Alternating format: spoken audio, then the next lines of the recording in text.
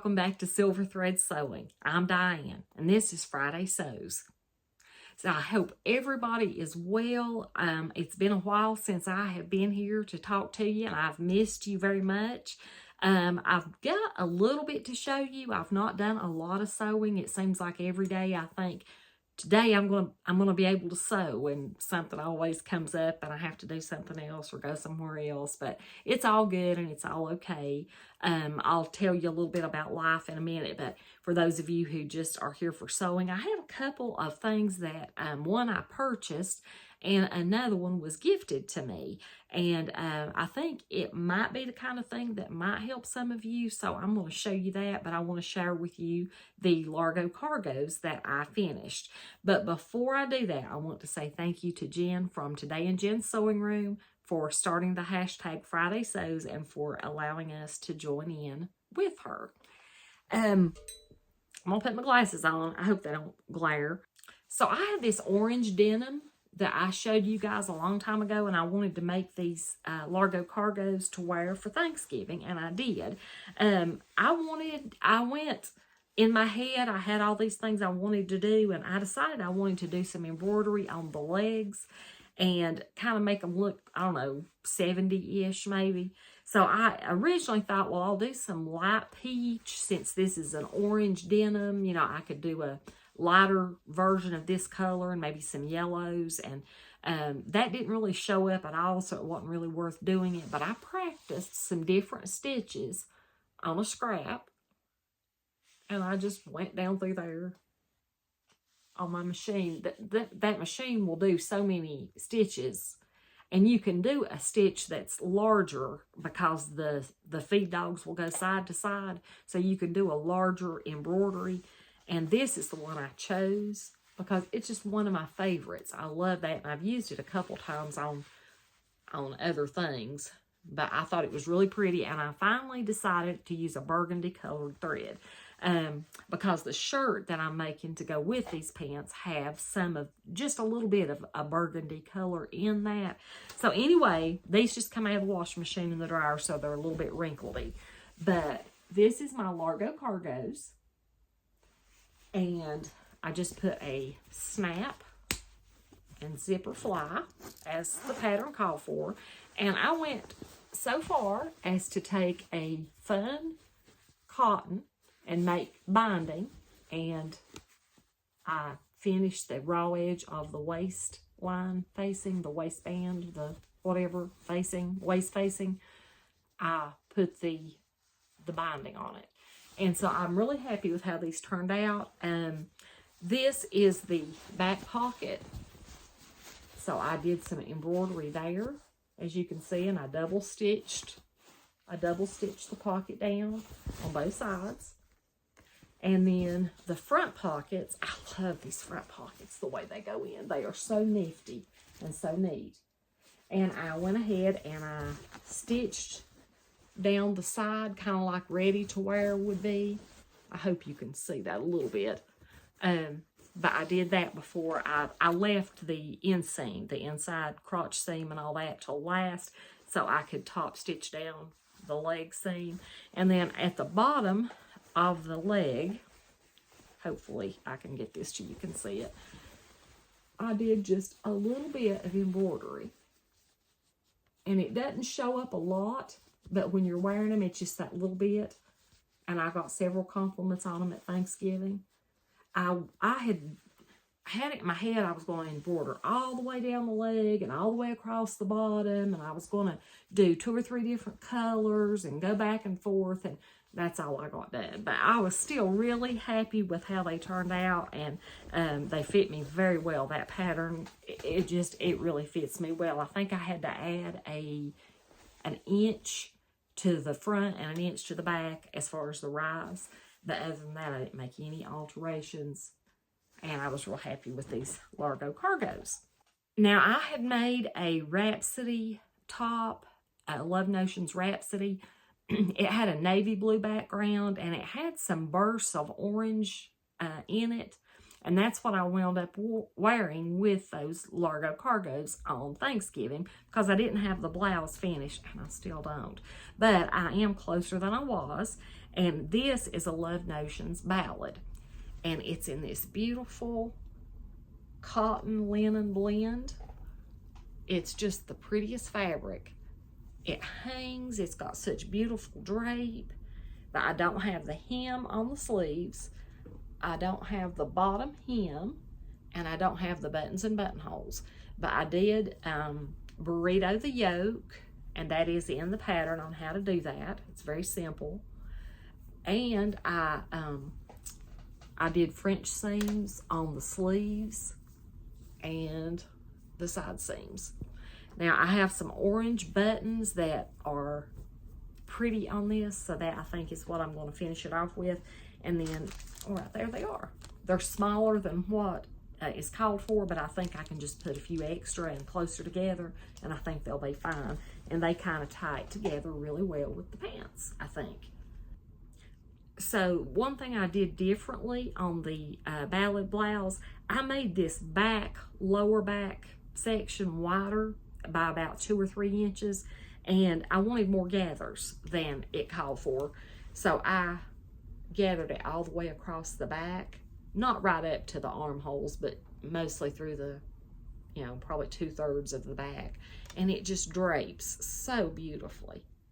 So as soon as I get that finished up and can put it on with these pants, I will try it on and show you. That is the only sewing I have got finished. I do have the red skirt that is laying on my sewing table. The fabric is, and I'm going to try to get that cut out today. I did crochet a couple of hats for Christmas gifts for some of the kids in the family. And I do this on a loom. I can't knit. I don't know how to knit with knitting needles, but I can loom knit and I can crochet a little bit. So I just did these on a loom, and I did a red one and a green one. And I thought for Christmas, those would be really cute. And I just crocheted like short neck scarves and then just closed them together to make like a little infinity scarf. So there's a set of each of them. So that's all that I've done. So there's 2 things that I have purchased. Well, one I purchased and one was given to me. And I think that it might be something that you guys might be interested in. Not sure. I was looking to order some stuff online, and I ran across a product, and it's used for a ground cover, like when the weather starts getting cold and freezing, or if you have tender plants that you need to cover up from frost. So this fabric is, I call it fabric. This material is 10 feet wide and 33 feet long, and I paid $16.99 for it. So it's huge. And I'm going to show you it. I'm sure it's like a polypropylene or something. You can see through it really well, and it would be perfect to trace patterns, but it's also strong. I'm not saying you couldn't tear it, but it's very durable. And I just thought that would be perfect to trace off patterns.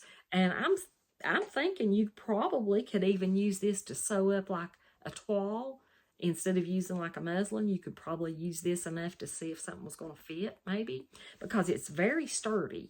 And now I don't know that it's a better bargain than some of the Pellon pattern paper that you can buy, or pattern material that you can buy. But it was readily available, and I just thought it was worth a try. So I'll let you know when I have tried that and let you know how it works. And the last sewing related thing, I received an early Christmas gift, and it was just some little doodads and knickknacks. Now, included in that was some needles. They're hand sewing needles, and they come in this beautiful little wooden tube case. The top screws off. And I have no idea if you're going to be able to see this, but there's a little gap in the needle. And I'm going to try to show you, hopefully you can see, how you would go about threading this. Try to lay this over on that red fabric, and maybe I can show you better. But if that works, and if the needle doesn't keep popping out, and even if it does, it'd be easy enough just to slide the needle back up. It's the easiest thread little thing. So I will put links to these as well as links to the the material for pattern paper. I'll put links to those. I think that's all the sewing, because I really have just been a slacker. I sewed one little gift, a little set of coasters, and other than that, I've not sewed not one gift. So I'll move on in briefly into life. I have to go, so today's Thursday instead of Friday. I'm taping this on Thursday, and tomorrow's Friday, and I have to go get my eye injection tomorrow. It's been 11 weeks today, so 11 weeks in one day, and 12 weeks is the goal. I can tell my vision is not quite as stable as it was earlier, but I don't think I've had another bleed or anything, because I still can see well enough. It's usually right after the shot, about 3 or 4 or 5 days after the shot, is when it improves the most. And then after that, it kind of starts to wane a little bit. My vision does. But I don't think I've had another bleed, and they'll do tests tomorrow to find out if there's any swelling or how I'm seeing.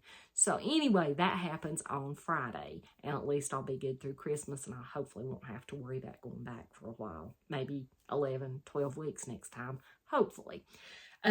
Last thing, I want to update you a little bit on the hurricane relief for those of you who asked me to do that. We've had some cold weather here, but nothing like normal. Today it's in the upper 40s. It's sun shining today. That's why I'm not over there, because the sun kept coming in and shining off my gray hair. So I decided to move over here. It has been cold, though, quite a bit, really cold, like in the teens. And most people here, that even if they can't live in their homes, most people are staying in campers. They're getting some tiny houses put up for people.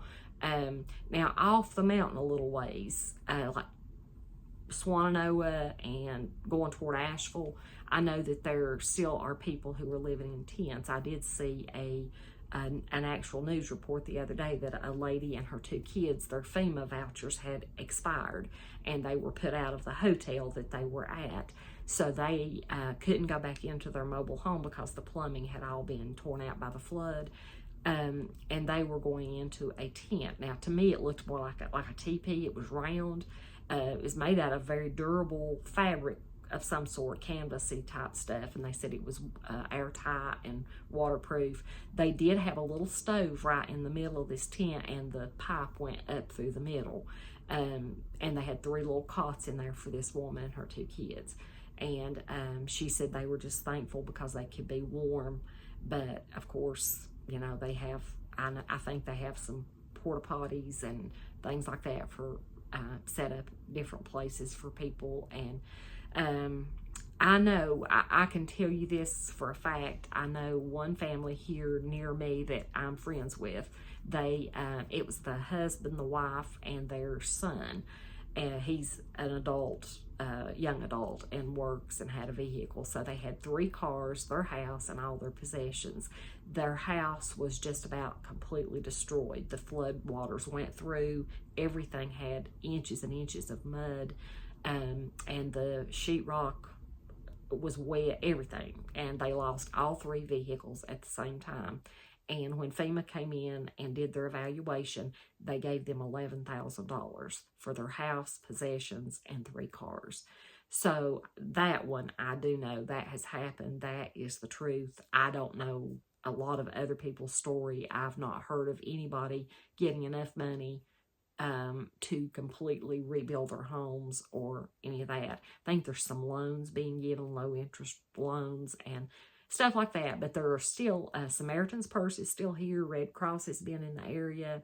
A lot of small organizations, churches, individuals, just a lot of people are still here. They're coming. Christmas gifts for kids. We had 20 big bags of toys brought out yesterday for birth through 18, I believe.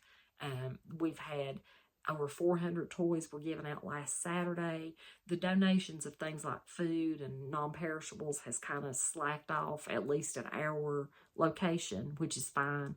The main grocery store, which was flooded out, the 27th of September, just opened back up last week. So that's given people some encouragement, and they can get fresh fruits, vegetables, and meats and things like that now. So that's going to be a big help to a lot of people. But, you know, there's areas here that are pretty well, people are getting back to their normal life. There's a lot of people that are still out of work. Maybe their businesses were flooded and they've not been able to get back to work. So that's been a very big struggle. So we're starting to hear a lot of people now that need help paying electrical bills or, you know, groceries, things like that, because they have not been able to get back to work or not full time. There's areas like down Elk River. It was close to the river. There was a lot of houses that were built really close to the river, but a lot of these places weren't that close, and they'd been there forever, just for years, and they're all gone now. And the river has kind of changed its course, and it's wider. It's so much wider now, and places where houses used to sit, or maybe they used to be, you know, forest or whatever, it's all flat and it's all wide open, and there's so many rocks. I have just been amazed at the fields of rocks that have just come out, and some are big rocks. So the floodwaters were so strong, and you know, hopefully that's the only one I'll ever witness. I hope I never see another one like this, but it's shown the goodness of so many people, and God has provided so well for us. So everybody's doing the best they can, and we are supposed to get some more snow, I think, tomorrow, and some colder temperatures over the next few days and into Christmas. So I know that all of you guys are probably watching Vlogmas and look forward to that every day. I know I've been watching a few of my favorites. I will hopefully be back in a week or two and have some things to show you. I want to get my sewing room cleaned up because it's driving me crazy. I did put up some little Christmas lights back here on my shelf, but it just kind of made it look messy. More messy. But anyway, I just wanted to say Merry Christmas and thank you all so much for the support you've shown me over the past year. It's been amazing, and I feel like we have just got a wonderful little sewing community, and I'm very grateful. So Merry Christmas, and I hope that the new year treats you very well and you have a wonderful new year ahead. I also want to tell you, don't ever give up on sewing, because as long as you sew, you'll never have time or money to get into any kind of trouble. Ask me how I know. See you next time.